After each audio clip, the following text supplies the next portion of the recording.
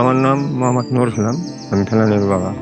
সুন্দর করে সাজিয়ে বিয়ের আয়োজন করে পড়িয়া সব রেডি করে নিয়ে আসতেছিলাম। বিএসএফ ওমেন ঘোষ আমার মেয়েটাকে পাখির মতন গুলি করে চিতল মায়েরা কাঁটাতারে ঝুলিয়ে দিছে। আমার ফেলানিকে এই যে এইখানে ঝুলে রাখছে, ওই কাঁটাতারে মাথায় ঝুলে রাখছিল, কিন্তু আমি এখনো বিচার পাইনি। বিচার পাবো কি? আমাদের দেশের সরকার উল্টে তাদের পক্ষে হয়ে কথা বলছিল। যেহেতু আমাদের বাংলাদেশের সরকার ছিল আওয়ামী লীগ, শেখ হাসিনা, তাদের ভারতের পক্ষ হয়ে কথা বলছে। আমরা ওরকম সরকার চাই না। আমরা চাই এরকম সরকার যে আমাদের পক্ষ হয়ে কথা বলবে, যে কোনো বিচার চাওয়ার সাহস করতে পারে।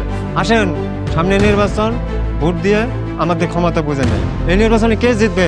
আমাদের বাংলাদেশ জিতবে, যেহেতু আমাদের দেশের চাবি আমাদের হাতে। দেশের চাবি আমাদের হাতে। দেশের চাবি আমাদের হাতে। দেশের চাবি আমাদের হাতে। দেশের চাবি আমাদের হাতে। দেশের চাবি আমাদের হাতে।